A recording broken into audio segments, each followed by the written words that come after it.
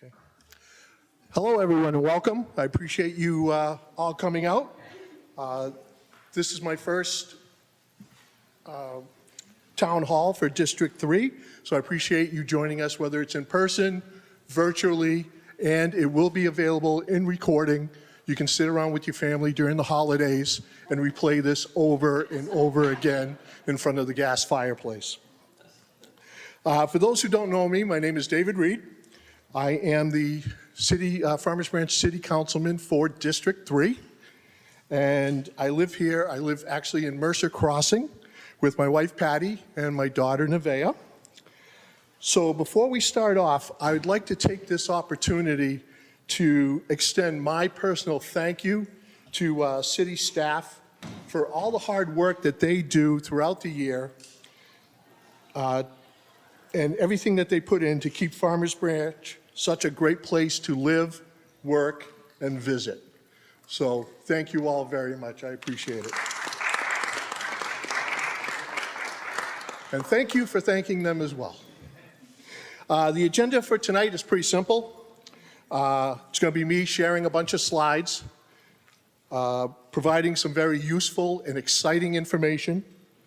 And then after that, I'll be happy to open up the mic for anyone who would like to ask any questions regarding the presentation or any other topics that might concern them. So there I am. Oh, I should not be, you're not supposed to wear a hat during a presentation.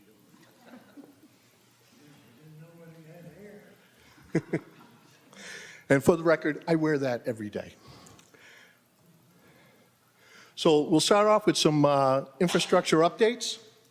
Denton Drive, some of you might have crossed it or seen it on your ride here. What we're doing is reducing it from 4 lanes to 2 lanes, expanding the walking path, and creating parking spaces on one side. In addition, we're kind of doing 2 things at once. We're taking care of and adding some sewer line improvements, water line improvements, and storm sewer improvements. So getting that done in one fell swoop. It's currently just right now it's southbound due to the phase of the construction that it's in, and it's expected to be completed by the end of this year. It's always something. So these are some of the areas that we're going to be replacing water main and sewer lines, because these things get old, they need to be replaced, and we want to make sure that people have clean water to drink and that their toilets work properly. Rawhide Trail. Earlier this season, with some of the torrential rainstorms that we had, we experienced some flooding over in that area. So to keep it comfortable and safe and in good shape, we're doing a couple of things. We're expanding the paths from 8 feet to 12 feet wide, and then elevating some of the paths so they're outside of the flood area for potential future storms. The project began in mid-October. It's expected to be a 2 to 3 month project, and so it should be finished January-ish.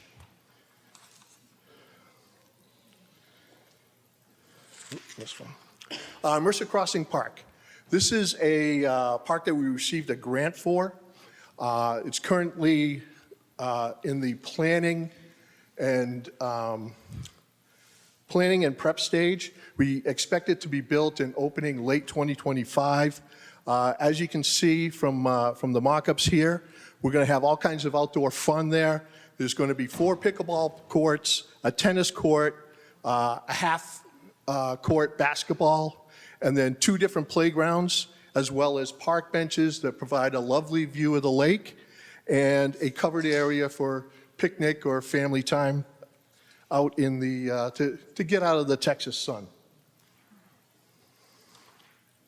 Hoya Park. How many people have been to Hoya Park? Excellent, excellent. You and tens of thousands of others from across the state have been there. It is a fantastic design. It's a beautiful park, and we've done some renovations as far as, things happen. They don't always work the way they're supposed to. Problems come up that folks hadn't foreseen. So some of those are the zip line. We had some issues with the zip line. That's been repaired and is now safe to use. We're not staffing it. We're not having the throngs of people attending it like we did when it first opened.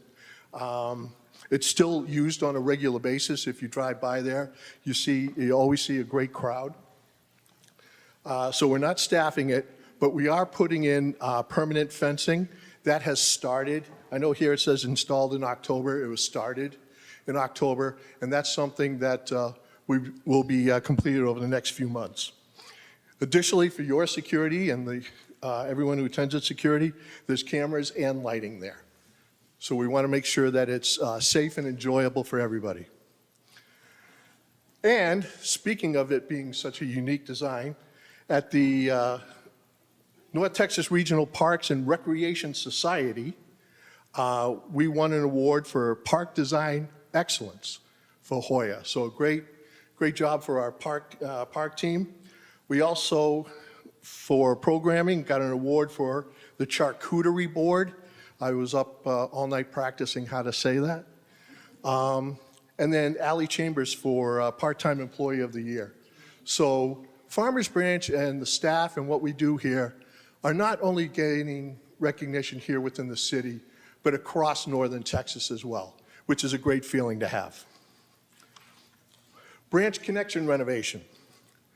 We started it early this year. We finished up phase 1, which is fantastic. We're starting phase 2. I've had the pleasure of doing some walkthroughs at the facility. I think everyone's going to be extremely pleased with the changes and the updates and the additional utilization that there'll be there. There's going to be stuff for everyone to do. In phase 2, the expectation is it's going to be March-ish, March to May timeframe as far as it opening. So that's something to look forward to. I also wanted to give a shout out, like I did Tuesday, to the Branch Connection staff who has dealt with a lot of challenges in regards to keeping the programs alive for Farmers Branch residents, utilizing the park and rec facilities, the church, and other things so that the level of service is still there for the Branch Connection members and the residents of Farmers Branch. Venue 1842. This is the facility that's in the historical park. It's set up for any type of indoor activity. We've had some weddings already. We've had other events there. I know the Branch Connection uses it for dances as well, and it's gotten rave reviews. We will be having the Cornerstone ceremony on the 20th, which is next Thursday. So that's the official dedication of the property. If you have a chance, stop on by. It's a great thing to see, a great thing to tour. And here's some development updates.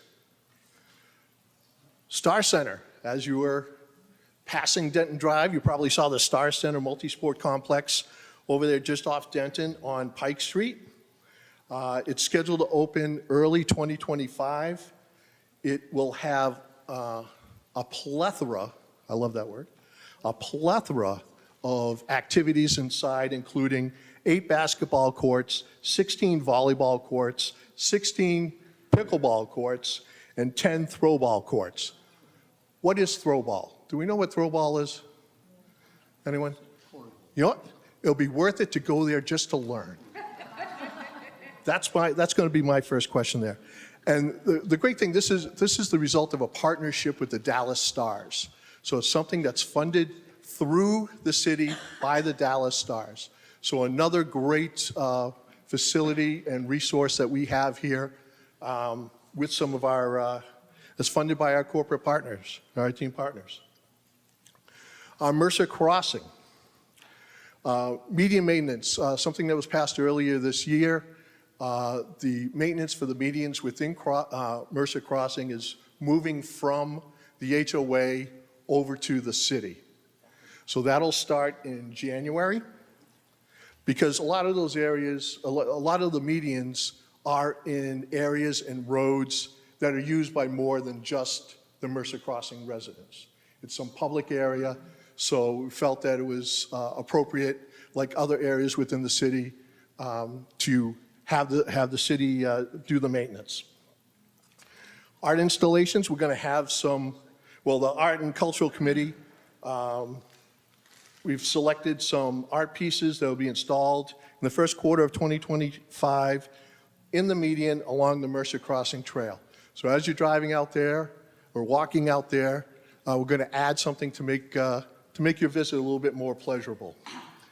And communication line burial.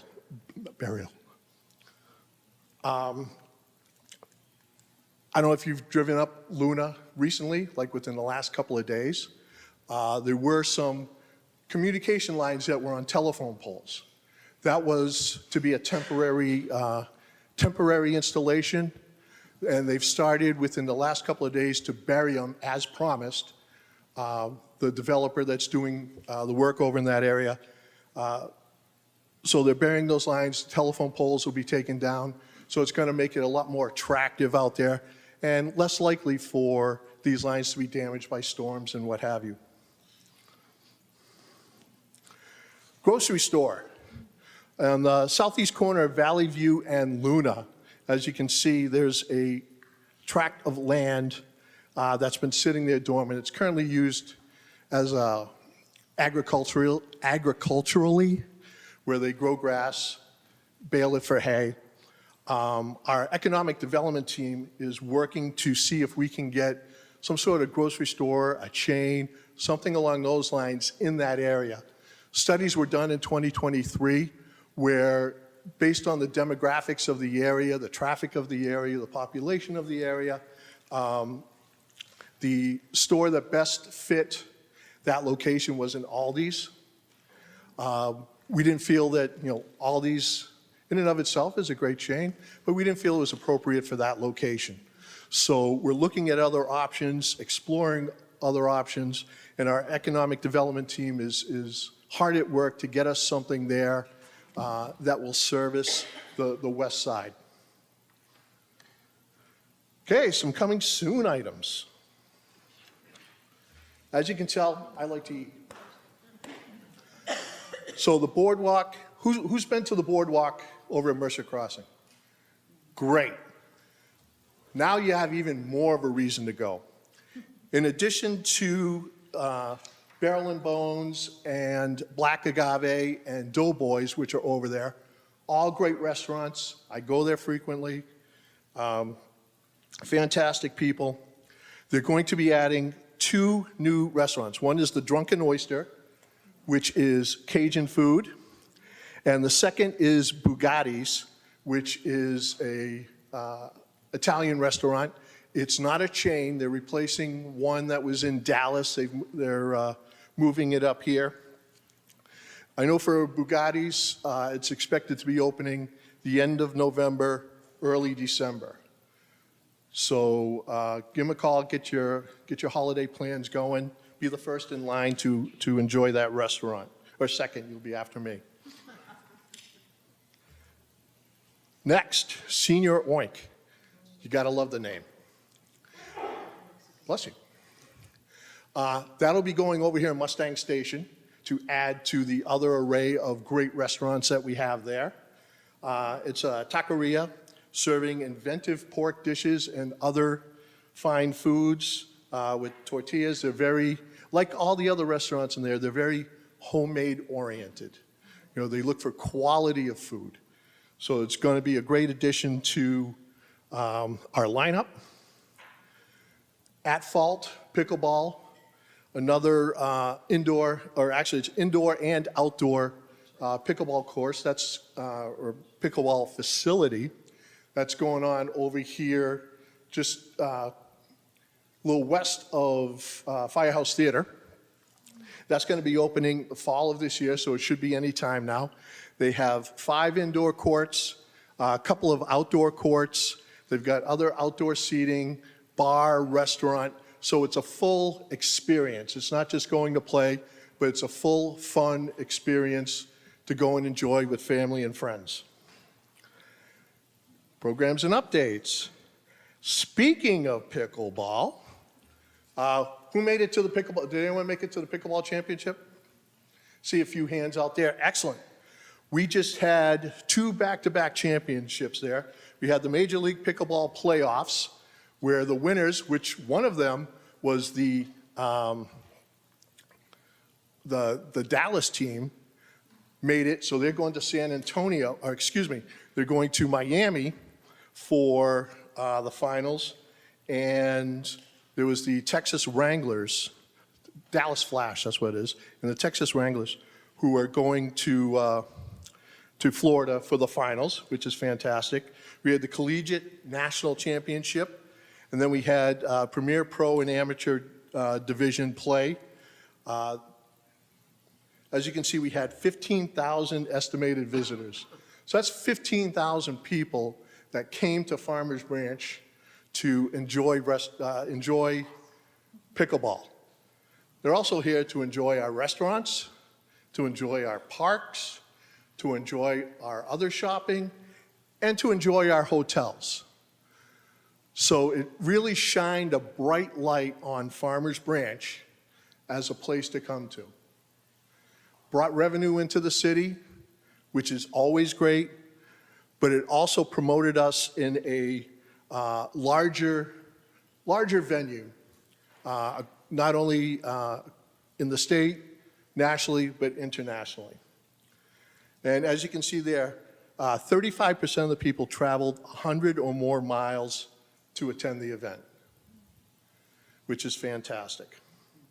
Oh, geez, what'd I do? Oh, there we go. Do we know what kind of revenue was brought in by the event and what kind of revenue or what kind of money we spent to host the event so we can determine what the lift of that was? Yeah, that had, oh, do we have that? I'd prefer that we keep questions till afterwards, but yeah, if you could, that'd be great.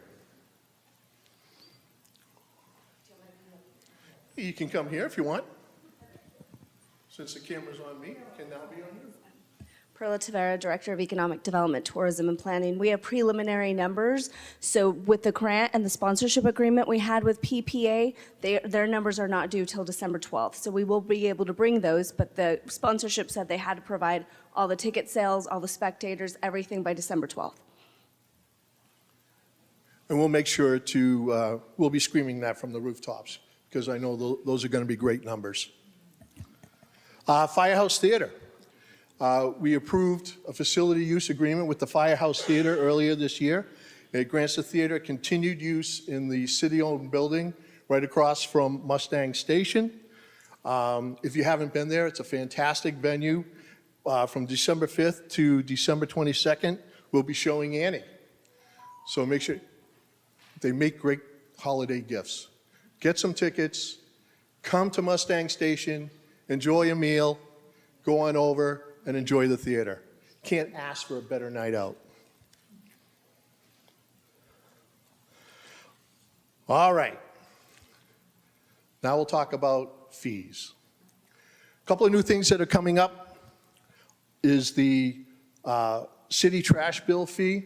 This is money that will be going towards the closure and post-closure fund for the dump site that we have.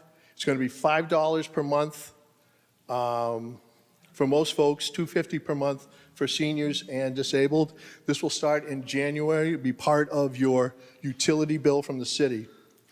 Additionally, starting in January, we will be adding a 2.5% processing fee for payments of city bills by credit card. You can still do bank drafts, you can come pay cash, you can send in a check. You want to bring in rolled pennies, it might take a while, but you can do that. It just applies to credit cards. As you know, and you've probably seen in other retail establishments, They're starting to charge for these fees. 2.5 was the average fee that the cards charge, so that's what we went with. Up until now, it's been an expense that the city and the residents had to incur. So now what we're doing is making it part of the bill paying process. DART update. As you probably know, in July, we passed a resolution to reduce our payment into DART. The payment is 1% of fees that we take in that goes to DART. Last year was like $24 million, $25 million that went to DART. And by their numbers, we received $18 million worth of service. So that is why Farmers Branch, along with 6 other cities in the area, made the resolution to reduce our payment to 0.75 cents. And because what they were doing, they had refunded some of the money to us. Our preference is to keep the money up front so that we can use it throughout the year for services within the city. The resolution really doesn't have any actual impact. It's basically sending a statement of what our preferences are, and we'll see what happens as things move forward. Garage conversion, the amnesty program. So the next one, yep. So I believe it's 1997 that the ordinance was passed that required homes in Farmers Branch to have a garage. Since then, some of the folks who have garage have converted them into living spaces, made into a living room, bedroom, what have you. Many of the conversions were, there was not a permit obtained for those changes. So what our goal here is, we recognize the conversions. We're not going to be forcing anyone to build a garage back or convert it back into a garage. What we're doing is we're providing amnesty until January 31st of 2026. If you have a converted garage, whether you did it yourself or was done by a previous owner, to contact City Hall. We will check and see if a permit was pulled for it. If there was not, we will go out, we'll inspect it, because our main concern is safety. Many times conversions that are done without permits and without inspections, there could be issues with the structure, electrical, and other safety issues. So what we're doing here is providing an opportunity for us to go out, inspect it. That's all we'll be looking at is the converted garage area, not the rest of the house. If it passes, a permit will be granted to you. If it does not pass, the city will work with you to bring it up to where it needs to qualify for a permit. There's a fee of $100 for that. That covers the time of the inspector to go out and take a look at it. These are the stats that we have. There's approximately 1,400 known garage conversions, of which 358 were done with permits. So it leaves a little over 1,000 that did not have permits. To date, we've had 27 permit applications submitted, 14 permits issued, 12 ready for inspection, and 1 permit awaiting fees. So again, you have until the end of January 2026 to apply for the permit and have the conversion inspected if it hasn't been inspected already. If it's not done during that period of time, there's ramifications if you want to do any, if you want to put a roof on where you need a permit. A permit would not be granted if you have a garage conversion that is not permitted. So there are ramifications if it's not done. Work with us now, or actually allow us to work with you to get this done to ensure your safety. Minor home repair program. This is a great opportunity for folks who have some minor repairs needed in the home and are looking for some funding from the city. Again, it's to make sure that your homes are brought up to provide a safe and healthy residence. Also includes accessibility modifications if you need anything for folks that have accessibility issues. How to qualify. The home must have a DCAD value below $395,000, give or take 2%. Has to have an active homestead exemption. That means the owner it has to be their primary residence. They must be current on property taxes. And then you see the list there of the different things, bless you, different things that would qualify for the projects. So if you have any questions, go to mhrp@farmersbranchtx.gov. Answer. Is this a giveaway program? It is. It's financial support, right? It's not a loan. It's not a loan. It's somebody come and say, here's $5,000. I just want to, put up the fence. let me double check. Right?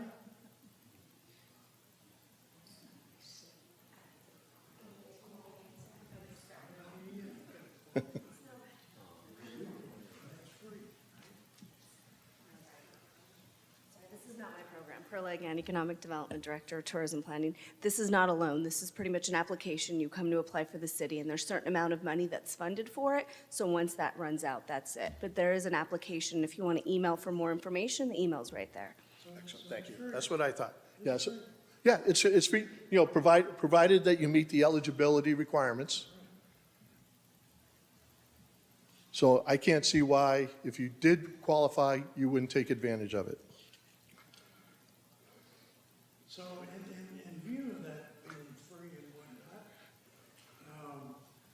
and going back to your previous slide on the garages that have been converted to living spaces, there is a requirement that every home must have a garage.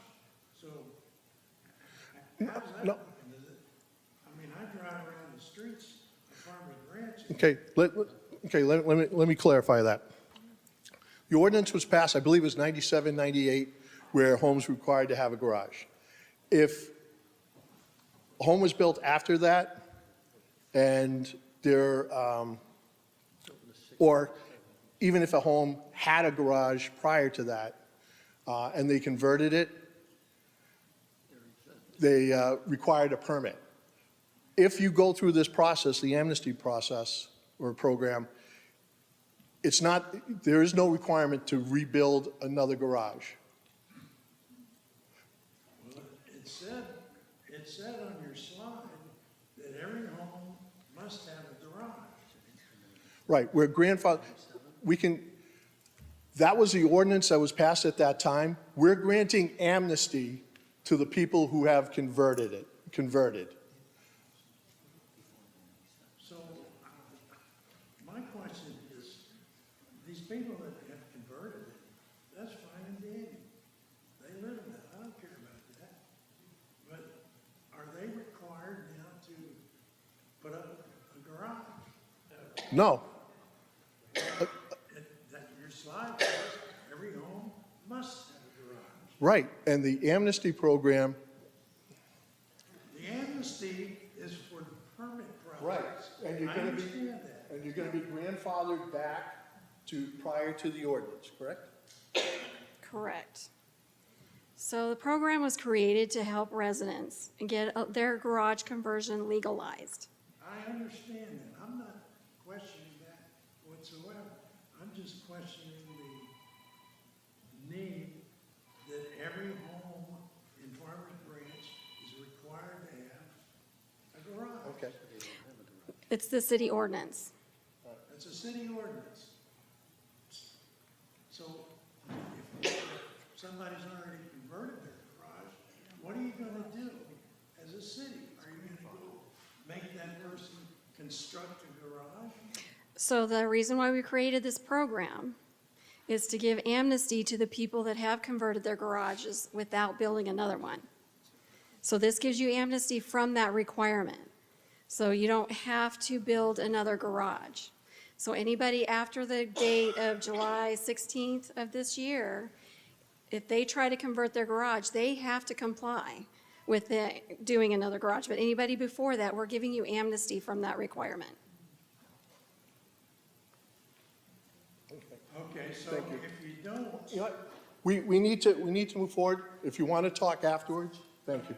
If you want to talk afterwards, I'm more than happy to do that. We can pull some other people in. The Dallas County Replacement Housing Program. This is a great opportunity. It's providing $2.5 million of American Rescue Plan Act ARPA funds to assist with the building of 10 low-income Farmers Branch residencies. So the qualifications are the income has to be 80% of the average median income. They have to have lived in the home for 5 years, the mortgage completely paid off, no back taxes owed, and the existing home is not able to be rehabilitated, meaning the cost to fix it is more than the cost of replacement. So we have a program where we will go in, the home will be taken down, a new home built that meets the same, style of those around it. We're not going in and building mansions. It's going to be a home approximately $250,000, give or take. And it'll be done without a mortgage.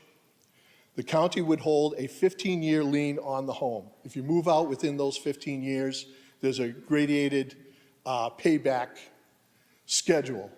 But you're allowed to move into that home without having to pay a mortgage. So it's a fantastic opportunity for some of the older homes within the community to be replaced and provide a great living environment for those owners. Efficiency processes. I don't know if people have, maybe you've never been in City Hall before today. There used to be stairs on the far side that went up to the second floor. And that's where a lot of the bill paying was handled and stuff like that up there. So what we did earlier this year, got rid of the staircase. We brought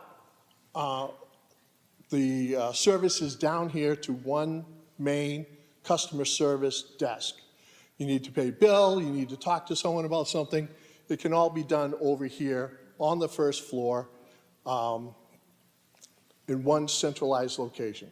Folks over there are trained in multiple things, so you can come in, makes it a lot easier for you as the residents, makes it a lot easier for us.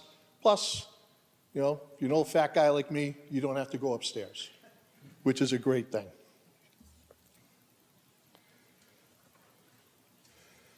City Online Project Dashboard.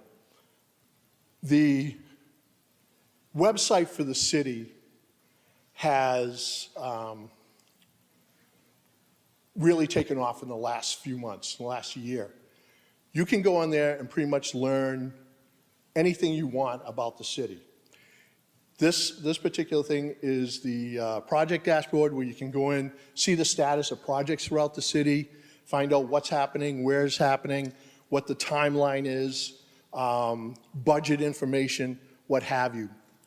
I highly recommend that folks start using the website as a central source of information. You have any questions about the city, about what's going on, what you need to do to get something accomplished, this should be your starting point.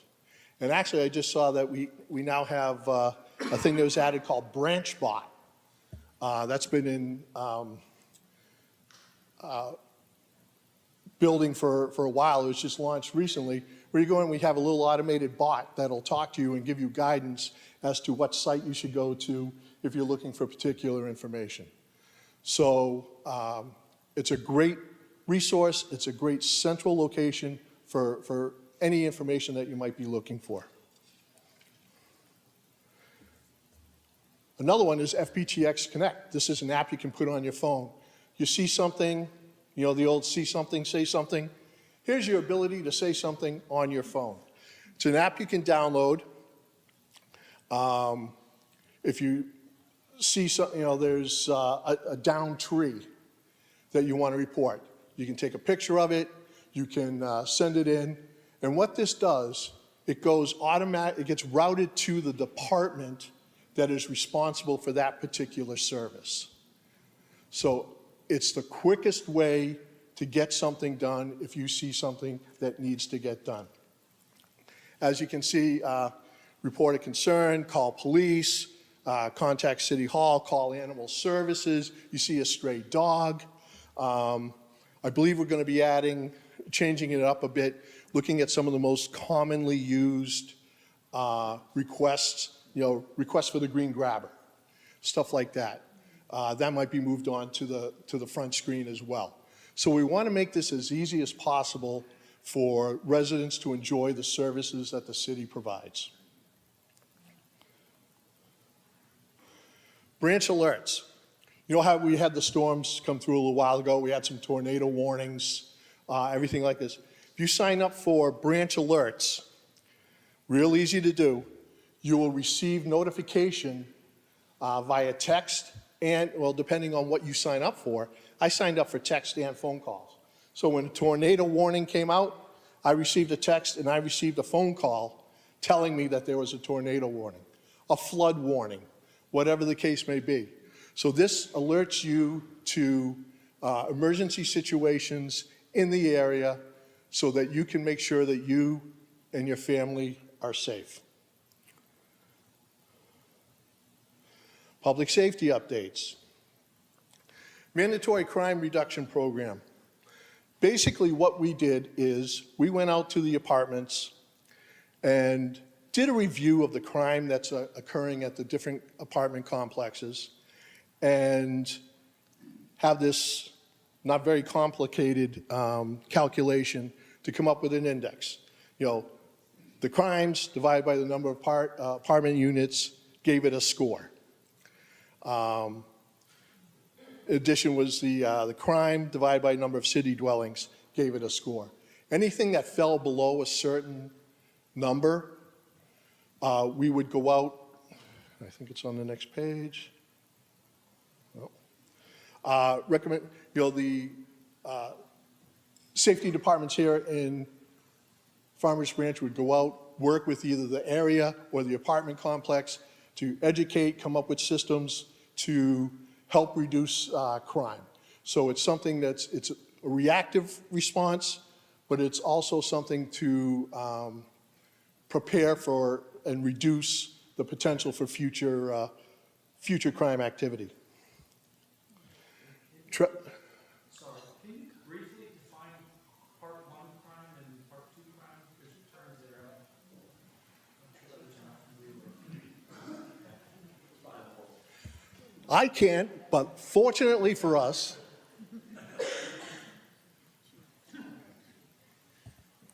Raise it up. Good evening, Kevin McCoy, Chief of Police. So part 1 crime and part 2 crime is basically violent crime, part 1. Most of your property crime falls under part 2. So the easiest way to figure it out, there are UCR, Uniform Crime Reporting terms, which is a system that the federal government uses to track crime rates across the country. So part 1, part 2, just think violent crime, part 1, property crime, part 2. Thanks, Chief. Traffic enforcement. One of Chief McCoy's main focuses when he came here was addressing traffic enforcement. Our motto is no one speeds in Farmers Branch, or at least that's our goal. As you can see, traffic stops from 2022 to 2023 doubled. Traffic stops from 23 to 24 are the same. So if that trend continues, they will have doubled. Again, our goal is not to harass people driving through the city. It's to make it a safe environment for other drivers, pedestrians, and typically folks that are speeding, or not typically, but there are instances that folks that are speeding there's something else involved with that. Some other, some other crime potentially. So having people avoiding speeding in Farmers Branch or avoiding Farmers Branch because they like to speed makes it safe for all the residents. So again, our goal is safety for residents and safety for other drivers. Part of that is our new motorcycle unit, where they go out and their goal is basically traffic enforcement. They'll position themselves in areas that have demonstrated higher than normal activity, higher than normal speeding activity, things along those lines, patrol the area and make sure that with a presence and enforcement that the speeding is reduced, safety goes up. And as we can see, crime reduction during 2023, overall crime decrease was 12%, and year-to-date property crime decrease in Farmers Branch is down almost 9%. Those are great numbers. And with that, I thank you. And if anyone would like to ask a question, feel free to step up to the microphone, and I'll do my best. If I don't have the answer, got my esteemed group of professionals over here, as they've already demonstrated, will be able to provide some information. Well, what we can do is just start, if you want to just like start a line at the microphone, be courteous, no pushing, no shoving. Do you want name, address, or you just go? Nah, just, if you want to give me your name, that's great. Wayne Reynolds, what's going on with the former mobile station at the northwest corner of Valley View and 35? Is that properly zoned, or is it coming down at some point?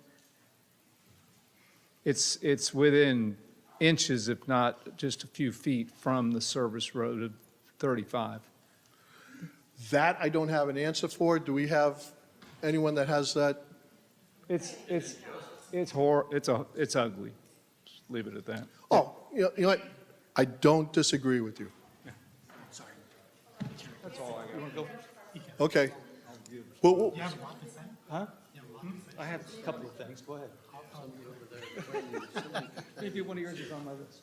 Hey, David, thank you so much for setting this up. hey, I think great it's to see you, Rakesh. Yeah, for sure.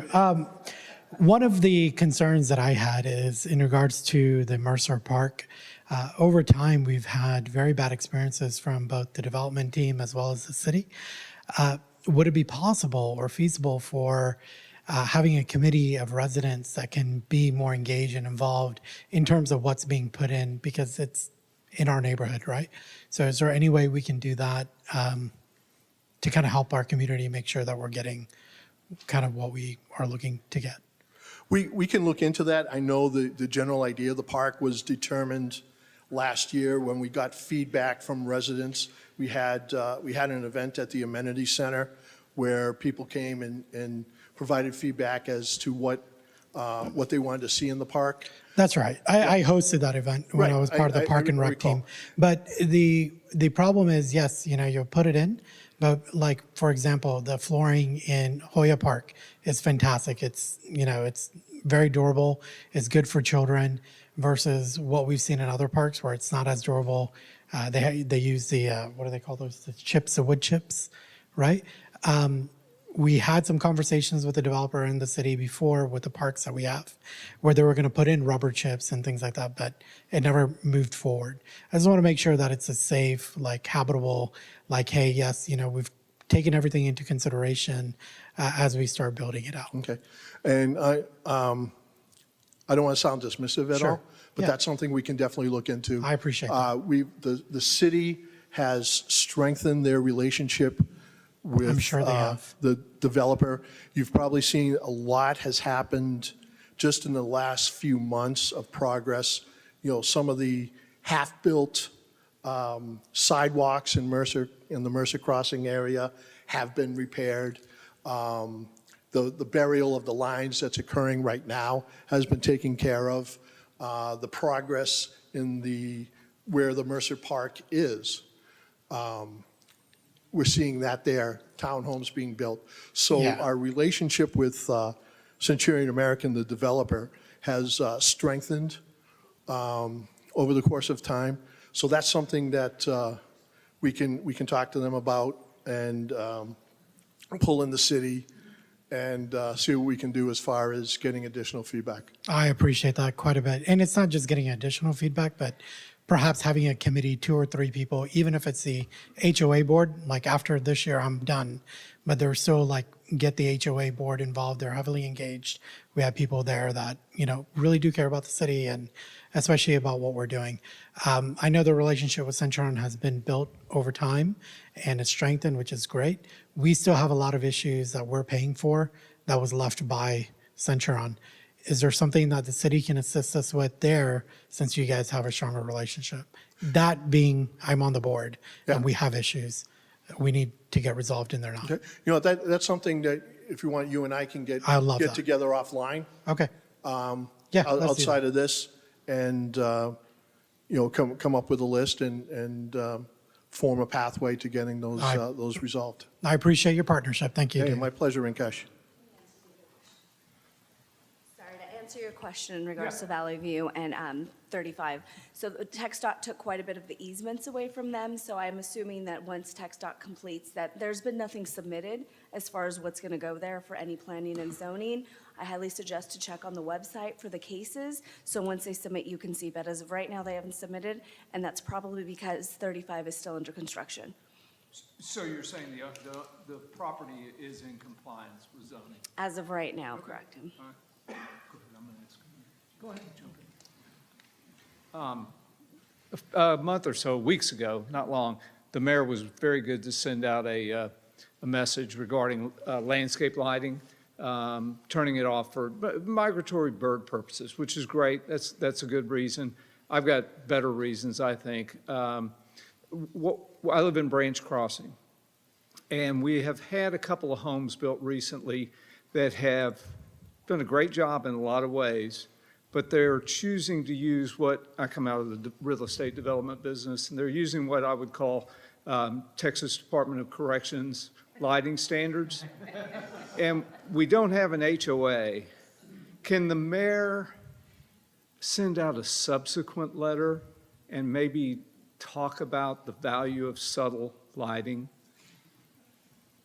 That's something I can bring up with the mayor. If there's specific instances, I know recently there's been a couple that have been brought to our attention of an individual light that's shown in someone's windows.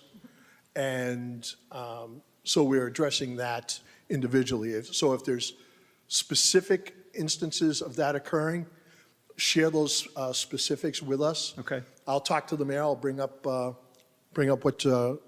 what you just addressed and see what we can do. Yeah, I think communication of how one can develop a better environment for not only themselves, but for the entire community is something that can be explored pretty quickly. One last quick question. And I'm going to give a preface with the fact that I bought where I bought, and this was happening. I knew it was happening. However, the flight pattern into Love Field, I'm on a first-name basis with Isaac at the FAA office at Love Field. The flight pattern for Southwest Airlines incoming flights is to go along George Bush, go all the way out to the Trinity Greenbelt, and come in. During COVID, because of low capacity, or not capacity, Volume. but low volume, the controllers were letting them cut the corner.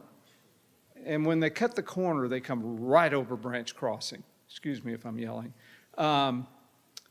When the Southwest Airline plane almost went down in a neighborhood a few months ago, 6 months ago, it really got cut back because that's a safety route. But over time, over the last few months, it's back to where it was. Now, we got a couple of choices. We can grin and bear it. I bought, it's my fault, so to speak. Or we can wait for new generation jet engines to come into play. And as they come in, it's getting better and better. But whatever the city can do because this is a property value issue. This is a enticing new people into the neighborhoods issue. Anything the city can do to work with the controllers and the FAA and the powers that be, I would encourage you guys to do that. This is, you're not the first person, obviously, to bring this up to us. And we've had multiple conversations with them, and I'm sure we're going to have multiple more. And we're doing what we can to, try to be the squeaky wheel. Good. As far as that's concerned. Well, safety's the issue. I would use the safety issue as your leverage. Right, understood. That's enough. You can move on to somebody more important. Thank you. Thank you. Thanks for doing this, David. Three hopefully quick questions. One, on the Mercer Park funding, I was just kind of curious, is that all coming, you said of a grant. Can you elaborate on that, what the source of that is? Yeah, do we have the specifics on, The funding? website says ARPA, but doesn't define what ARPA is, I guess. ARPA? Let's assume that we all know that, but I don't. That's funding that, well, I'll let Mark. Mark Moffitt, Superintendent of Parks. The funding for Mercer Park is going to be in our capital improvements. We moved that ARPA fund. It got passed several months back. It moved to some other projects, so we didn't lose it. Okay, so ARPA is federal money? Yes, sir. Through the COVID relief that is over, Yes, but sir. we still got the money? Right. Okay. So what happened was, it had to be utilized by a certain period of time Uh-huh. for, specific projects. So what we have the capability to do is other projects that met those standards that we were going to self-fund or fund from other sources, we were able to move the money over to that and take that funding and apply it to Okay.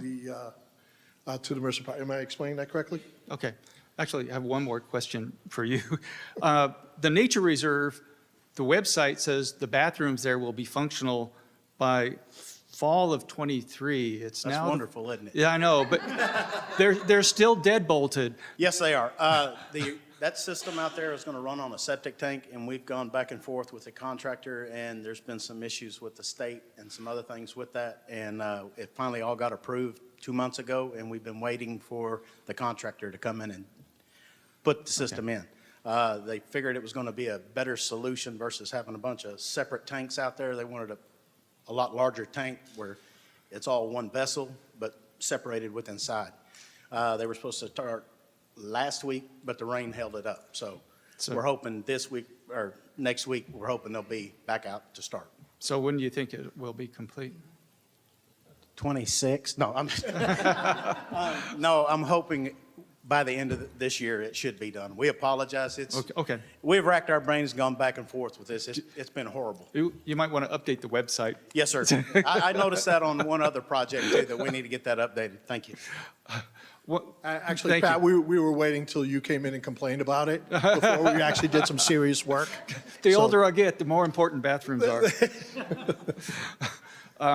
The final thing is, I'm sure you live in Mercer, we have a massive rodent problem that just came out of the blue within the last few weeks. Coincident to that, we don't know why, or if this is a cause, but the aforementioned agricultural land that was cut down for hay, that giant multi-acreage corner just a few blocks from us was cut down, and all the formal wildlife with skinny tails abandoned that area and moved into our neighborhood. Now we're fighting a major infestation. I've killed 8 rats in my backyard in the last 4 nights with snap traps. So I guess my request to the city is, let's not create a habitat like that adjacent to homes and then chop it down, creating a major rodent problem for the neighbors.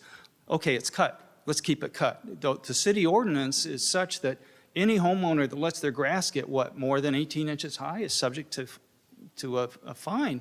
But we let this place grow up to prairie height, creating habitat, and now we've got a major problem in our neighborhood. So my ask is, let's keep it short. Okay, I understand what you're saying.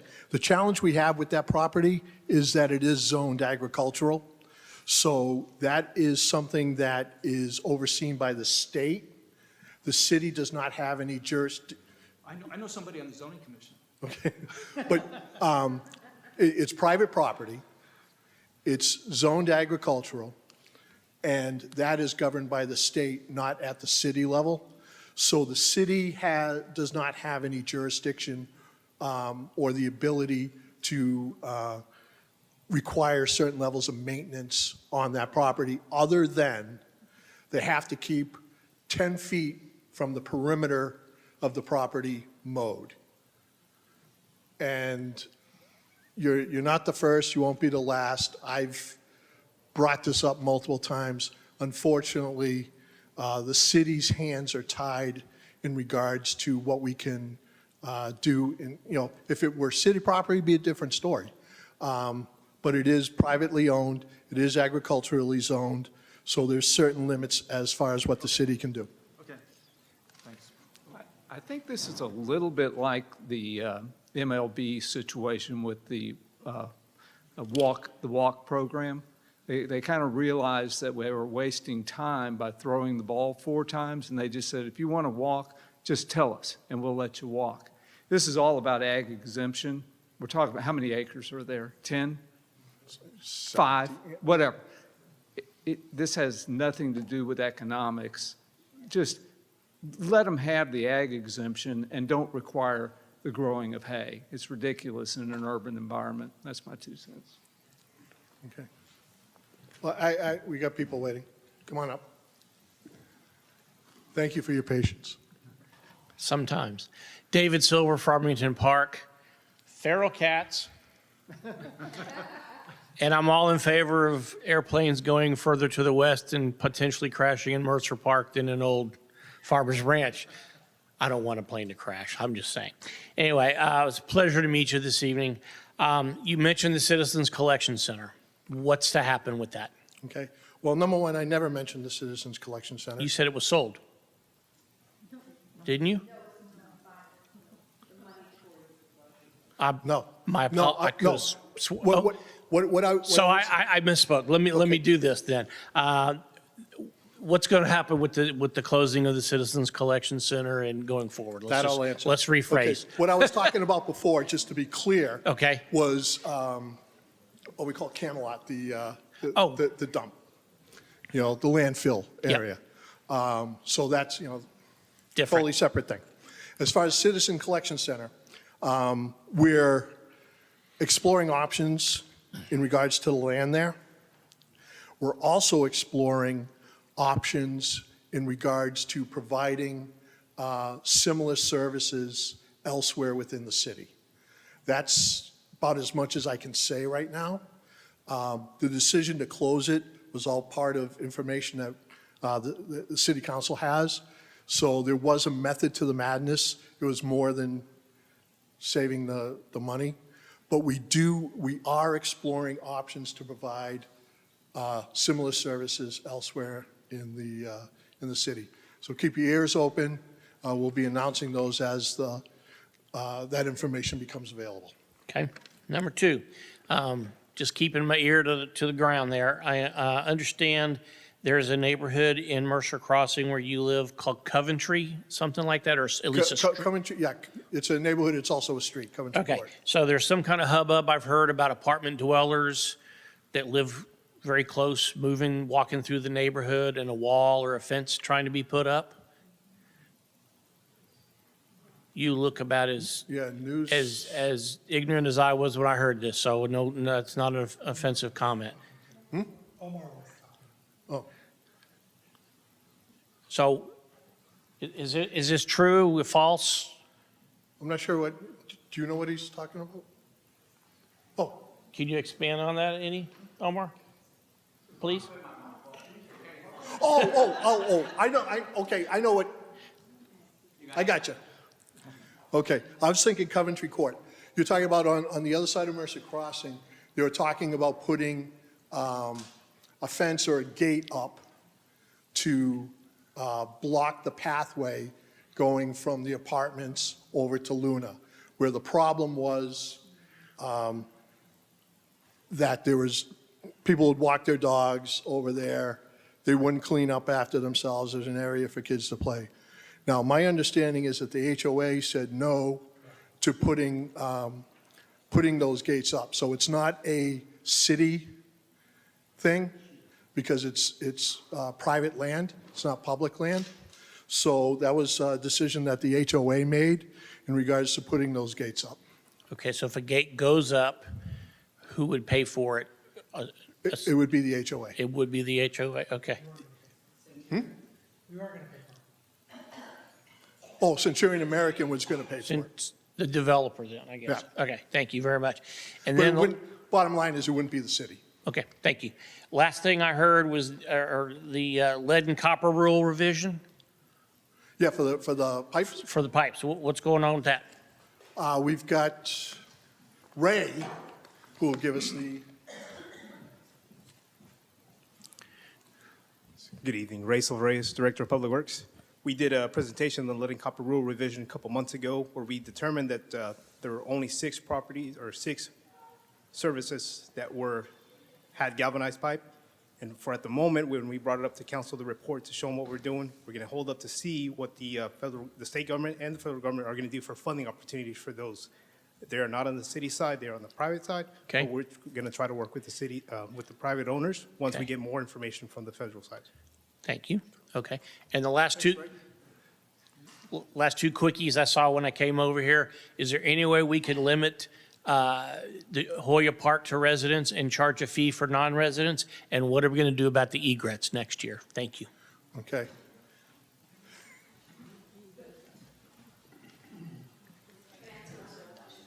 I can answer those, limiting the ARPA, limiting Hoya to, you can't limit it because of the federal funds received. You can't charge because of the federal funds received. It should be public, sorry. And as far as egrets, we're going to book them flights on Southwest Airlines. No, just kidding. I wish it were that easy. Tyler Winkler, Animal Services Manager. We're currently exploring some opportunities for outside vendors to contract some of that work to. Egret abatement is really, really difficult. It's something that other cities have had some limited success in doing. The problem is we don't have a way to determine where those animals are going. Right now, they're at City Hall, they're on public property. If we start hazing them and get them to move, they might move into your neighborhood and they might be at your house. So we're trying to determine what the best approach to that is right now.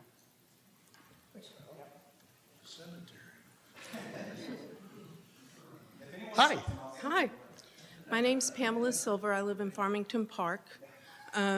We met for the first time tonight. I did not vote for you. You ran unopposed. And I didn't see anything to come and get a perspective on your views.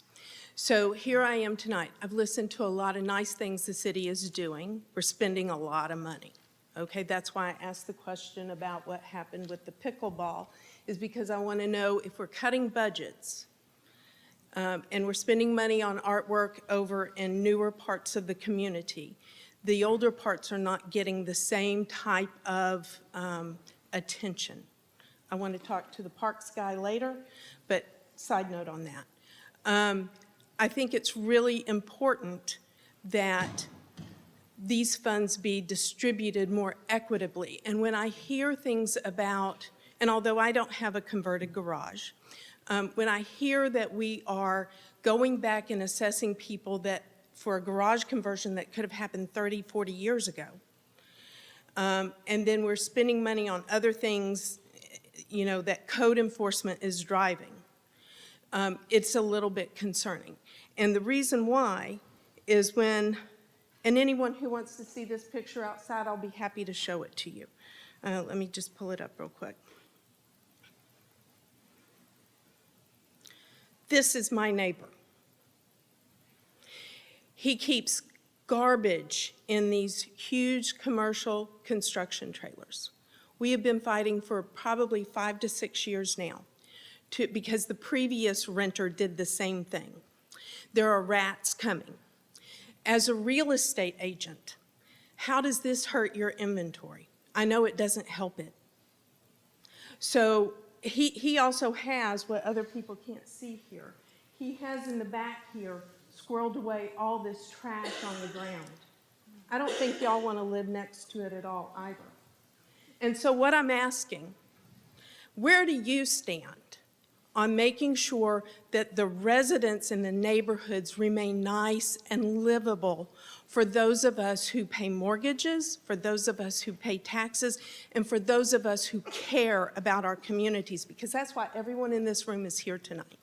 So I don't know what your stance is, but here's my perspective. When I vote for somebody, I'm expecting for them to be voting the way I want them to vote, not the way they think is right, okay? Granted, I didn't vote for you for the reasons I stated before, but I want you on the record about what you're going to do to get the code changed. And if y'all can't do that, I've recently learned through legal channels that the city can actually force a warrant to go in back there and look. But I will tell you, you can see all of this from the front of the house. That is what all of my guests get to see when I have them over for dinner. I don't think you want to live next to it either. So if you would elaborate. Well, my position is that we have ordinances within the city, and I feel that they should be fully enforced. Now, I know this is a specific case. Do we have anyone from Code Enforcement? Here we go. They can't see it. Let me just tell you. Every time we report anything, we can't see it. I have to tell you, then they're blind. So, but it is now creating a trash issue. I mean, it's like driving under LBJ at Josie, right? But it's also bringing in rats. So the city needs to now worry about abating that problem. Okay. Because I'm not picking up the trash out of my yard. I'm just going to throw it back on them. I understand, and I'm sorry that you have to live in those conditions. Like I said, my formal opinion or formal position is that we do have ordinances in place, and the expectation is that those ordinances are fully enforced. Now, I know that there's something ongoing with that issue. So in regards to a warrant, as you were mentioning earlier, when code enforcement gets a warrant, we have to have some kind of probable cause before going into the property. So we have to be able to present to a judge with photos and testimony that we were able to see a hint of something from the public right-of-way, and then we're able to get that warrant to go on the property. It's obviously up to the judge if that evidence is enough to get that warrant signed, but it's at the point where we have to see something from the public right-of-way before we can even try to get that warrant. Well, he squirrels it away in the back, but you can see the trailers from Millwood Circle. You can look right back there, and there's trash and there's food because they just throw it in there. And literally, they had one of those trailers stacked up in front of my breakfast room window, and it was piled where I wouldn't have been able to reach on top of it, and they kept putting more on it, and they did it for more than 30 days. It was there from the Wednesday before Labor Day. Okay. For 30 more days. And so if y'all want to say, oh, we can't see it, that's a piss poor answer. That is not doing the business of this city and its citizens. And to look the other way is honestly unforgivable. It's unforgivable.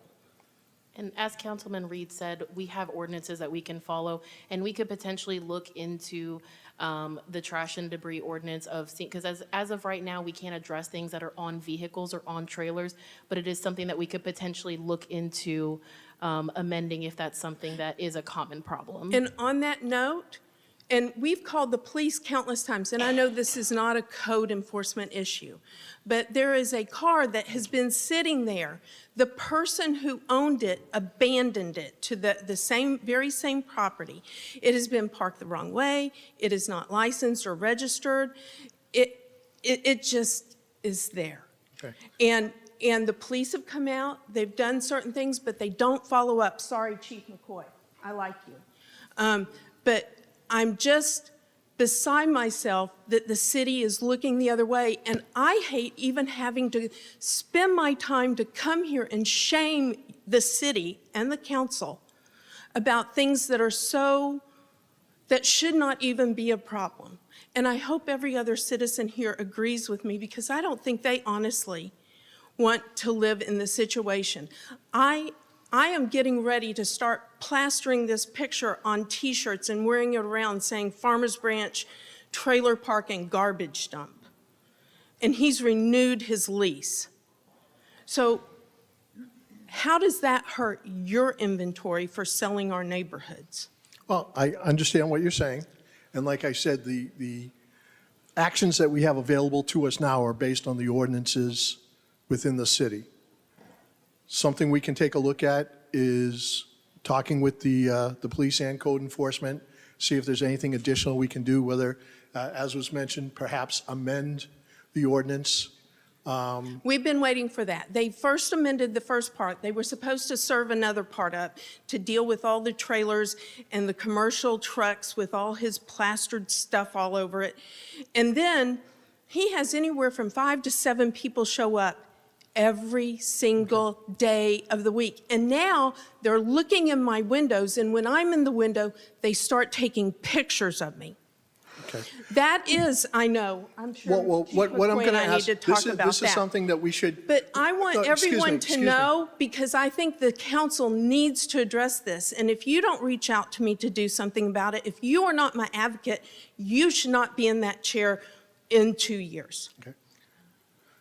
Again, this is an individual situation. That's something we can take offline.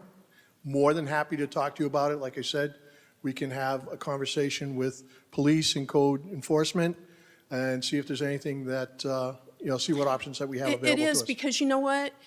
Nice corporations do not want to come to a place that looks like this. Or a council that allows their citizens to have to put up with I this. So I'm understand. saying, any corporation who's thinking about coming here, Ma'am, think ma'am, about I'm what gonna- you're doing to the citizens. I understand what you're saying. There's nothing we can do tonight. I appreciate you sharing it with us. I know that the city is aware of it, and we will take a look at what possible next steps we have. So with that in mind, again, I appreciate you bringing it up. We've got other folks waiting, and we can talk about this offline. I did not talk anywhere near some of what these other people did who got even back up. Sorry, I didn't mean to attack. David, Andy Oliva, I'm not going to yell at you. Don't worry, okay. But I do come here with a suggestion. I live on 2625 Farmers Branch Lane. And I mentioned this before to you and some also city council members. Over the last 10 years, I don't know if you noticed this, but the historical park has kind of grown, and now we have a hall there. And what's happening in that, the idea is good, but we have to protect the historical park district for the future, for the city, and because it is a tourist location for a lot of people that like it. Right. Things have changed quite a bit, but here's what I would suggest to you is that 2 things. Number one, I've said this before. Number one, I know you've named the hall, maybe 1941 would be better because at least it's a war, something like that. But I would say, and I know I've told the city manager about this, but it is not too late to actually give it a name. For example, name it the Yellow Rose Hall, Bluebonnet Hall, Tumbleweed Hall or something interesting, because if you get married here, you want to remember that. I was married at the, whatever it is. So that's a suggestion. That's something to think about. It's not too late to change it or give it an AKA. People do that. The other thing, the other way to protect the whole district up and down the Farmers Branch Historical District is to make it a new district and name it Historical District, which would go from the park itself, and then go down all the way down at Farmers Branch Lane to Josie Lane. And what you would do then, that would keep it from people trying to put, sidewalks on it and stuff like that, because it's a nice country lane right now. But over the 10 years, it's changed a lot. I mean, people trying to do that. You could put also decorations on it, lights and stuff like that, that fit the historical district. Recently, the city council approved a warehouse district on Ford Street and 635. What's going to happen is you're going to have a lot of trucks coming up that way, that Ford and going up on Farmers Ranch Lane again, you know, which means that it'll have an impact on that. I don't know if you noticed lately, but I do a lot of walking through there. And on Ford, now people are parking outside to get into the historical park, which means a lot of the grass and now the trees are having some negative impact on that. So sooner or later, somebody's going to say, well, why don't we just make it into a parking lot, which is something that's, if you had a historical district all the way up and down, it wouldn't happen. And if you did, it would be fit. That's all I have to say. All right, I appreciate Thank you you. sharing that with us, and I can get, if you want to respond? Okay.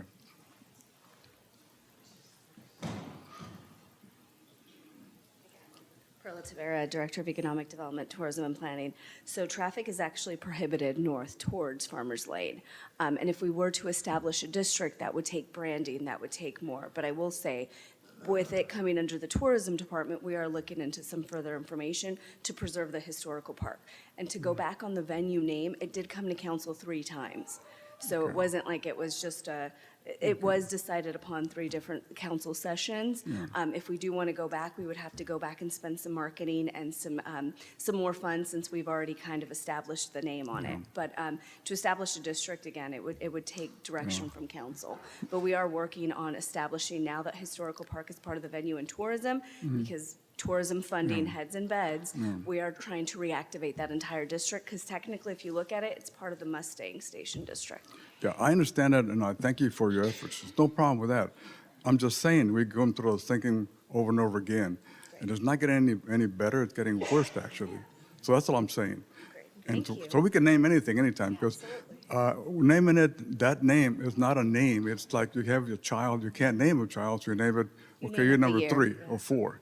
Anyway, that's all. Thank you. Thank you, appreciate that. Thank you. Ellen Thielen, Epsfield Road. I was just wondering, segue to his questions, if you could just give us an update on how the barn is expected to perform financially this year. The barn meeting Yeah, venue, the- 1842? Yes. You know what, just pull your chair up here, Perla. Okay.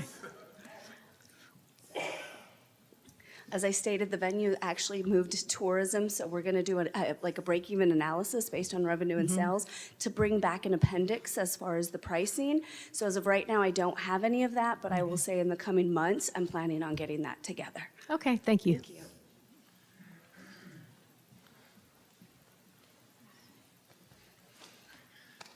you. My name is Tim Wright. I live next to Andy. So I have she kind of entered me into the barn question of revenue.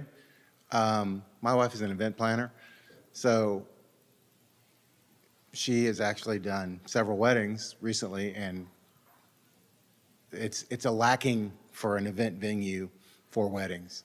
There are no facilities for caterers to have a kitchen, a small little kitchen for anything. There's no kitchen facilities in there for them to use. It's pretty small. By the time you add all these things, you might get 100, 125 people in. It was, what I'll say is poorly planned from the sense of what is it really supposed to be and what do you need to do that? So she's already hit on the revenue question. We could stand up here and ask a whole lot of other things, but are there plans to improve it or make it more friendly for wedding events? So I will say that I came in the later part of the completion, and it does fit about 200 people. You're right, there's not a full kitchen. If that's the recommendation of council, I'm more than happy to go get bids to make it a full kitchen. We would need a greaser trap, et cetera, so there would be cost associated with it. I'm not sure of the intent when it was initially done. I don't think the intent was to hold 400 people because of the parking situations. So I think the intent was to hold within 2, but also with the chapel and utilizing the historical park as a whole. No, I understand that, but I'm just saying it's not an effective wedding event place because of this, because of the size, but mostly because of the food. And we can discuss how many people you could really hold in there, but Correct, yeah. but that doesn't really matter. Yeah, and I will take direction from council if they wish to make it a full kitchen. Okay, because you said you're going to start tracking that. I don't know what it cost. I know what it was supposed to cost, but I know it also cost more at the very end. So Just like Is with there going to everything be else. some sort of a tracking in the budget for that? As far as maintenance or as far as the completion cost or as far as what you're saying? 'Cause As we far also as did receive we a grant. invested X dollars, we got some grant because the city has not found a grant they don't love, but we got some grant, we've invested X amount of dollars and then we invested X amount of dollars more because it was underbid or bid wrongly or whatever. And now we're starting to hold events there. We have an investment, but we don't know if it's ever going to even break even. That's my Correct. So question. my break-even analysis would just be current expenses, but if we really want to look at it, I can take a look at a return on investment as far as how long we're going to get it. That's an easy, simple math. As far as what we got, as far as the grant, what we took to manage the grant, we can get that, but I'm not going to be able to have it soon. I still need No, some that's data fine. numbers, but that should be coming. We're going to be doing quarterly presentations for the tourism, economic development, including the venue and historical park, so stay tuned. Okay. That's all I have for you. I have two more quick things. I think I'm the last one. One of them is finance, budgets. I know that there was a interesting budget discussion this year, what I'll call a semi-healthy one. And we talked about in February, people getting involved. There's been rumors of maybe starting some sort of a committee on the finances of the city and looking at the budget from a different point of view. And so I want to know where you stand on that. Well, I've not heard anything about starting a committee Okay. in regards to the review of the budget. I know our budget season starts around February. That's when we start looking at things. And over the course of the following months, more and more pieces are put into that. Our goal, as it was this past year, is transparency and communication. Going back to the website, whatever iteration of the budget that we have is always on the website. We have multiple meetings, whether it's study session before each council meeting, where we've talked about a segment of the budget. So as things progress and we have more tangible numbers to talk about, we put it out there. But a lot of it, we don't have some of the solid numbers until much later in the season because we need information from DCAD as far as property taxes and things like that. So we start formulating and talking about things in February. You know, I can talk to the mayor and council and see if, forming a committee is something that would be appropriate for this. All right, because transparency, again, I keep hearing the word transparency.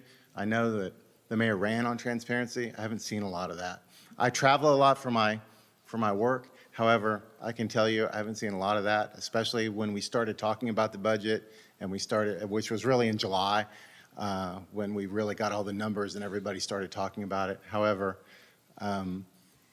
early transparency, and as my representative, I would expect you to post something or send us something about, hey, here's what we talked about in the budget, because a lot of those meetings are 2 o'clock in the afternoon, and I'm in the city of Chicago, so I can't do something about that, or I'm in California, wherever. So posting some of those notes would be a big help. And then also, trying to figure out, I'm sorry, I spoke at the budget meeting as well. We did what I'll call bread and circuses, because we had an opportunity, and we still have opportunities to look at the budget in different ways. What the city always comes back with is, well, we have to cut all these services without looking at our internal cost overruns for all these projects, all these free money we get, which is never really free because it always has strings attached. For example, the Hoya Park, we can't charge because it came from federal funding. So there are lots of things to discuss that aren't necessarily transparent, and that's a little frustrating for me, running several businesses. Well, and I can understand that. Moving forward, my recommendation, especially since you travel, We start having serious budget conversations in May. Being, this. I'm going to start in February, don't worry. Okay. I'll be calling you in February. All right, but as far as public conversations that we have, they start in May when we have various departments come up and talk to us about the budget. Those are during, like I said, those are during the study sessions. Yes, last year they started at 3, this year they're starting at 4. All those meetings are recorded. So as far as sending out notes, I'm not going to be able to capture in notes everything that was said. No, I don't So- expect you to do that, but the city can. Well- They can post those online, Well, the thing is. and they haven't in the past. You can look at the meetings. You can look at the study session, you can see exactly what was said, you can see all the graphics that were shown. You can see all the Why aren't they questions. posted somewhere? I'm sorry? Or why aren't those posted somewhere? They're on the website. On the new website. Trust me, I've tried to find things on the website. I live in the digital world, and trying to find things on our website, if you don't know exactly where to go, you can't find anything. I'm coming back. Even Google can't find it for you. Anyway, But I do want to let you know, because I used to be in Sure. finance prior to this, if you go under finance and you go under financial transparency, we do have monthly reports on there for finance. And so everything's on there, the preliminary budget, the budget's on there, the ACFR, the annual comprehensive financial report. So financial reporting is there. As far as the budget, because it's everything temporarily, it's not until it's finalized and approved. But if you want to look at our monthly financials, those are on there on the transparency under finance. So that's 100% on there, just in case. but during the discussion, when you present something, putting that in an easy place to find, like, we have the new projects thing. Yeah. So hey, We can take- Parks and Rec, we can take that. Parks did that, here's the presentation he put out there, so that we have time to review that, right? I'm a finance number person, so when I look at it, just Excel, but yeah, we Yeah. can take that into We can- recommendation. We can look at making it Again, easier to find. easier to find, easier to use, because I'm not accusing anyone of hiding things, but it's easy to hide things in spreadsheets. And the final thing is, this is not something that you created, so this is not a shot at anybody on the council. However, I love the fact that you're from the west side, because the west side has needed representation for a long time. I've said that, and everybody I know agrees with me. However, when we split the district into these new districts, somehow we need to have a district that's on the west side. We need to have people on our side have back in our own district, because things that happen on this side and that side are a lot different. And you guys need a better voice, in the sense of you need a bigger, stronger district over there. What does it take to will there be another redistricting at some point? Because what happened with the last districting is they took the one that used to go to 35, and then they cut a little chunk of it out, and now that little chunk is on your side. So I'm not saying I don't feel represented, because you guys have not felt represented for years. So I'm not trying to say that. All right, well, the redistricting is done after the census. Once we know where the population is and all that, and then it's adjusted to accommodate it so that we have equal representation for 5 districts throughout the city. So there is some changes that take place. They took place a couple of years ago.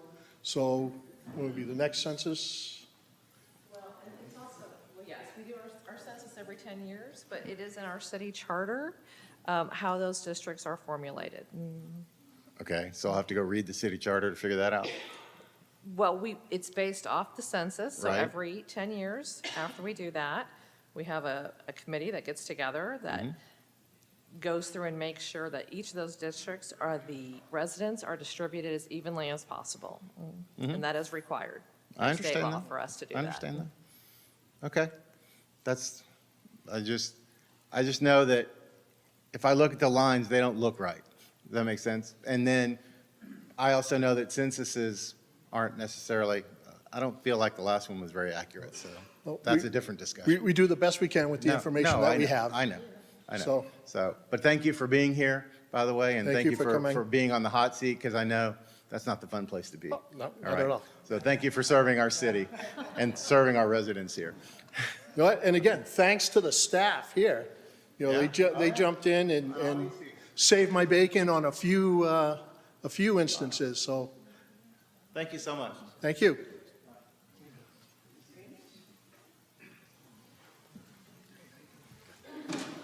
Terry Simons, 2646 Danny Lane. As I stated previously in another meeting, in Branch Crossing, the emergency access to that neighborhood was addressed then. In the last couple of weeks, Tomfield Road, the construction, the replacement, and the underlayment of concrete has been completed. And it's basically been setting now for 10 working days. Just wondering when the final paving of that is going to take place. Again, staff to the rescue. Thanks, Ray. Yes, sir. So that is an asphalt overlaid concrete road. Correct. So we finished the concrete repairs. Now, the tricky part is to coordinate with the other contractor, which is the asphalt guy, the asphalt contractor. And he is- Timing. Yeah, timing. But he's supposed to get to us tomorrow with the schedule for the next week. So we'll know, it should be here pretty soon.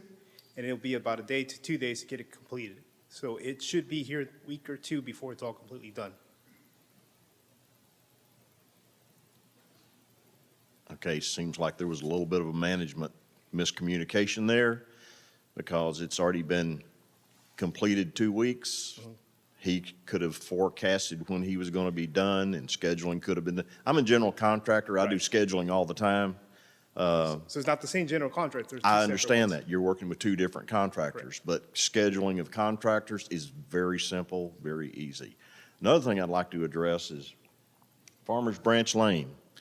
The northbound traffic on Denton Drive is currently going straight through where the road construction currently is. The southbound lane is blocked, of course, because of construction. What's happening is that southbound traffic on Denton Drive is turning up Farmers Branch Lane, and people are going through Branch Crossing extremely fast, trying to figure out where they're going. Detour signs need to be better in that neighborhood to take people up to Tomfield Road so they can turn north, but they're not there. So they're turning on Danny Lane, they're turning on Epsfield Lane, they're going through that neighborhood, and they're going fast. And so I would like to see that addressed. So as far as detours, official detours go for that road, it's to take them to the service road of 35. We're not trying to get them through your property. That's what we're trying to do. I totally get it, but I'm just telling you, not everybody's turning left. They're not Correct. turning west. Majority of them are turning right because I'm there every day, several times a day. Right. The last thing we want to do is direct all the general traffic to go through your city. So yes, there are other ways that they can get around, but the official city's detour route is to go to the west.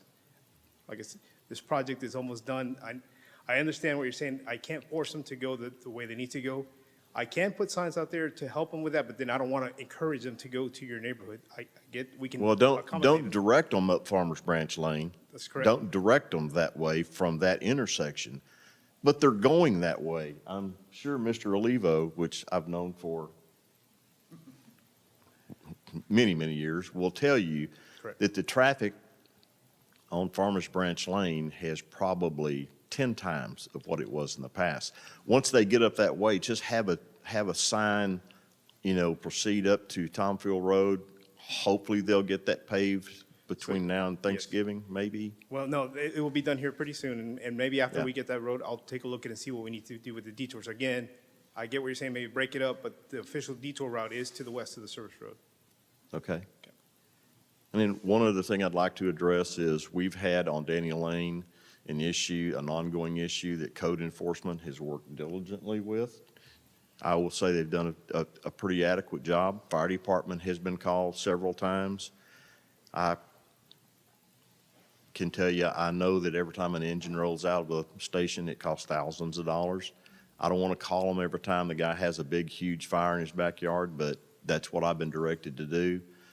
Just today, I've been up since 4 o'clock this morning because the police department was there. There's an altercation. Crime numbers are down, but they're not down on Danny Lane. We've got a resident, not a resident, we got a person there that's causing major issues. The lady that spoke earlier about the trash in the backyard and stuff, we've had the same exact issue there. He goes, gets trash and brings it there. And so as a sitting city councilman, I'm not sure if you've been aware of that. I know that the mayor, I know that the city manager is, I know the police chief has, I know the fire chief has been. It's an ongoing issue. They had a couple of arrests there this morning.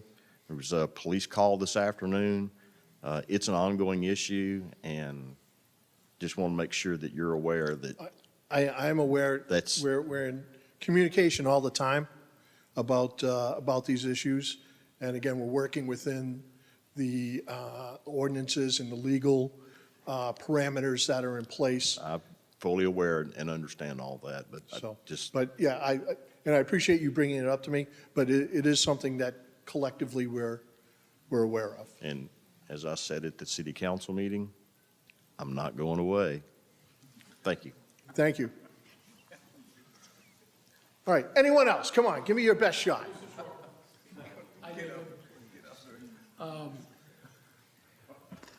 Didn't find out before when you're running for the city council position, what is your vision for the city and vision specifically for District 3? Well, for District 3, as we're seeing, is to get more amenities in there. You know, I know we have the physical barrier of 35 that breaks off most of the west side. So as you can see, we have Mercer Park that's going in there. We talked earlier about the business development group, economic development group that are looking to get something in that southeast corner of Luna and Valley View. So those are different things that we're looking at. Parks, expansion of different areas. So that's what we're looking to bring into the west side. As far as, additionally, we've got Mercer Boardwalk. You know, we're expanding that.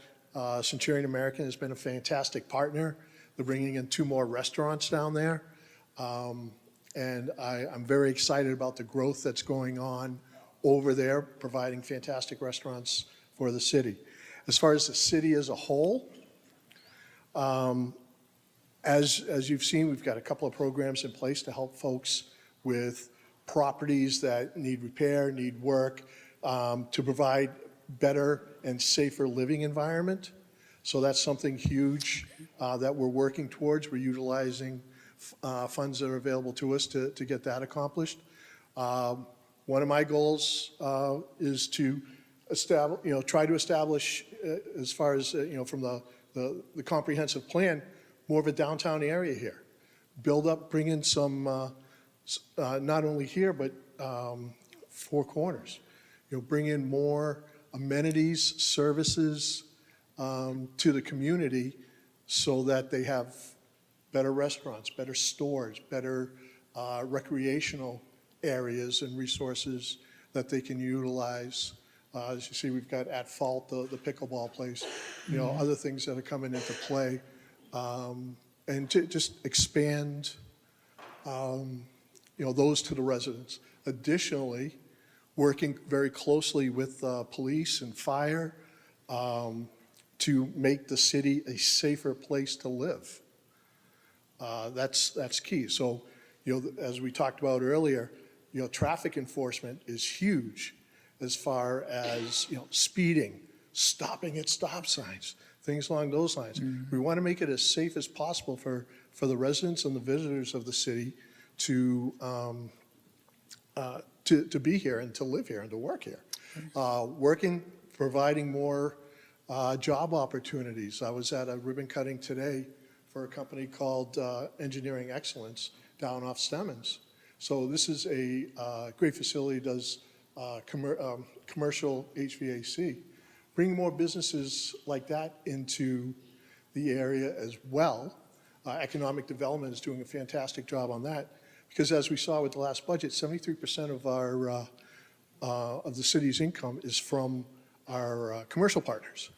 So if we can increase that, not by not bringing in more revenue, but also providing more services, that takes a load off our residents from a property tax perspective as well. Very good. Thank you. My pleasure. I just wanted to know, a few months ago, they said that we are potentially going to see speed bumps on Denton Drive. What is it? It doesn't look like it's happening. Speed bumps on Denton Drive?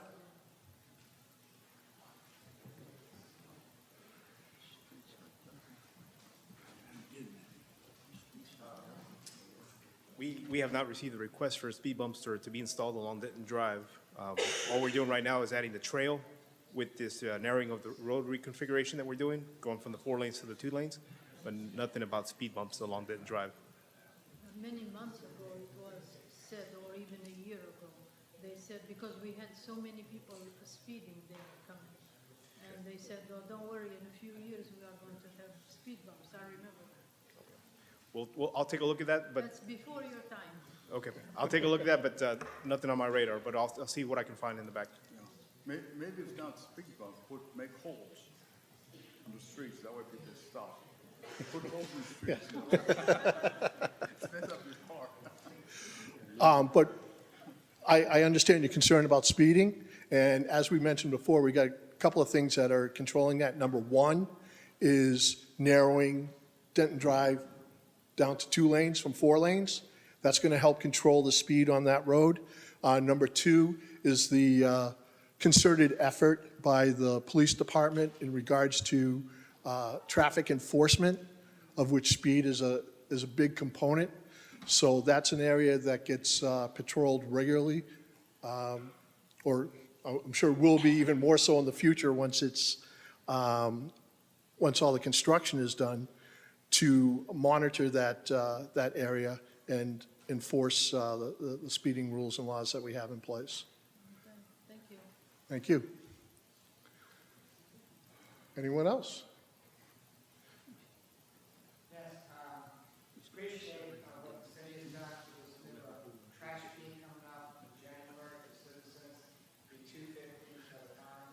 I'm one of the senior citizens, and fill out the form, printed the form, scanned the form, scanned my driver's license, emailed it back. It took me about 20 minutes. And I talked to another senior citizen, they said, it's not worth it, the $2.50. So my question is, if I'm the only one that has done that, come January 1st, could the city come up with a better methodology, automated, so that citizens don't have to spend 20 minutes to do that? Well, Joseph, just so you know, I specifically put your name in there to make sure that all those efforts were blocked. Okay. But we'll take a look at the process and see what we can do to streamline it and see if there's other issues as far as folks having problems. For you, Joseph, anytime. Anything else? The city did a really nice job of interfacing with the city of Dallas to take care of the homeless situation underneath Webb Chapel and Josie. But it seems like the homeless just... Wait, you couldn't just stop with the city's done a really nice job and leave it at that? No, I'm sorry, continue. I'm saying kudos. Yeah, to the thank you. both of us. But it seems like the homeless just moved further on west. They just moved on down to Denton Drive, and now they're all under Denton Drive. And I noticed that the Webb Chapel and the Josie Lane, they've got some fencing that they put up there. And that kept the homeless from, camping out on the underneath of the bridges. Is that something that can be done at Denton also? And, even if we have to pay for it, it doesn't look like a fence like that would cost very much. And it seems like we could take some money from some of these improvement programs that were given away, and then we could divert a couple of thousand to put up a fence to go along that same area. Now, is this on private property or public property? This is on Dallas City property. Under the bridge. Under the Okay. 635 overpass. You know, where you're coming down. When Ford comes in, Okay, so if it's in Dallas City, if it's in, it is in Dallas City. They've been the ones that have put up these fences on Josie and also with Chapel. But all I'm saying is it looks like the homeless just moved further on west and are camping out there. So Okay. they need to do now is that in Farmers Branch or on the Dallas side? It's on Dallas. It's on Yeah, Dallas. so, that's something we can bring up. Unfortunately, we don't have control over that. It's a suggestion we can make. We understand that Yeah. because the mayor, well, then he was a councilman, Kerry Lane, had talked to the councilman from the city of Dallas to the point that they put the fence with a Webb's Chapel and Josie.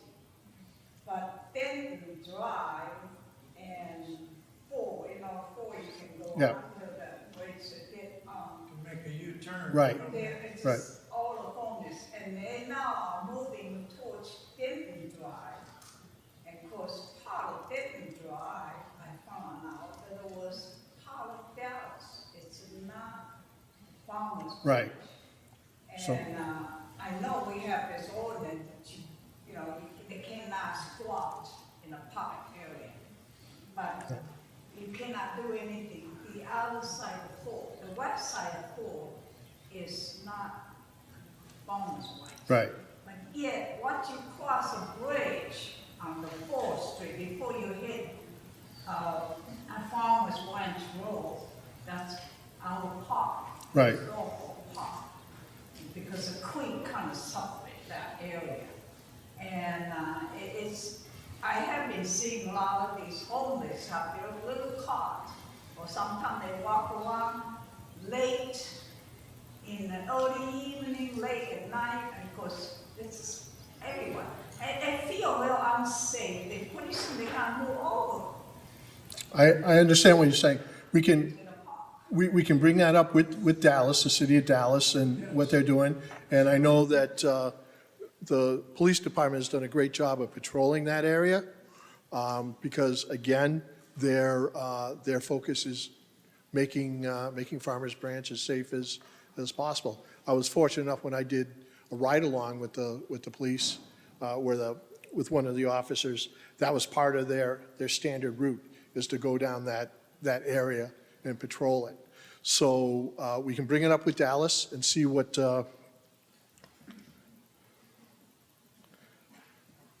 make my notes, and see what they can do. And I understand because of that, our city police department said the safety-wise, they got most crime in that area. Sure. We'll bring in an expert. So, long story on 635 here and homelessness. It was something that before the last 12 months was something that wasn't addressed at all. Farmers Branch led a conversation with the leadership team from the city of Dallas, because what happens is you have about 3 or 4 different intersections here of different governmental layers. So you have 635, which is TxDOT, you have Dallas, you have LBJ Express, and you have the city of Farmers Branch all intersecting. And so part of it is there's a fence sitting at Webb Chapel and 635. I believe that's the fence you're referencing. What happens is periodically the fence gets taken down forcibly and people move back in. So what we've worked on is the partnership with the city of Dallas. We have a direct line to their city manager's office. We call when we have a concern, and they work with us to help clean up and mitigate future folks moving into that area, but there's also a lot of rules in play. You can't just go move people. You can't just take their possessions. There's a way you have to interact with people that are experiencing homelessness to be respectful of their situation. So it's a very complex one. It also sometimes requires hazmat teams to help us come in with special, because you don't know what you're going to find sometimes when you're moving things. So you have to be very careful with it. We are working on that one, and also being cognizant of 35 one day is going to complete, and making sure we have the right mitigation efforts in place to where it discourages overnight camping in those locations. So we're working with the city of Dallas. We understand there's opportunities towards Denton Drive and Josie to be better with that, but we're also focusing now that we can have cleanup, because it's not just on 635. The tollway has some of these issues as well as you're entering Farmers Branch from that side of Dallas. So we do have that dialogue, and that's a relationship we haven't had before. And it's grown to be basically all the suburbs that border Dallas, working with Dallas, working together to help not only clean up the situation, but find solutions for those individuals experiencing this, so that way they don't continue to experience homelessness. Because moving somebody who's homeless and not helping the situation doesn't change it, just like squeezing a balloon. They're gonna move down to the next intersection. So it's working to connect those services that these individuals need to help them leave homelessness, so that way there's not the concern about where the homelessness going. It's working on the larger problem, but we can't do that alone. We're a small city when you look at Dallas sitting next door. So we've had a great relationship with Dallas to work with us on that one. We're continuing to work with them, but it's a bigger problem for the whole region and the whole state, the whole country in fairness. But it is one we have made inroads based on our relationship with the city of Dallas. So that's happening. It's a lot better than it was 2 years ago, year and a half ago, because there were none of these conversations. We talked about how we had great success with Dallas with the nightclub that was having the loud music at 2:30, 3:30 in the morning. I got several phone calls from my council members. All of y'all, I believe, called me. We called the city of Dallas. I actually got to meet with Kim, saw her at a conference. We worked on it. We have a relationship with that city that we've never had before. So we're in a really good spot to have these conversations, and we are from the operations side. So the councils are interacting. They're a much larger council, a much more complex city just based on sheer size. We've been able to work from management to address these concerns. We have staff working together to help with this. It is a long-term solution. It's easy to say, well, if we put up the wrought iron fence, that would help. It gets taken down quite often, and then there's 20 shopping carts there, and it happens, right?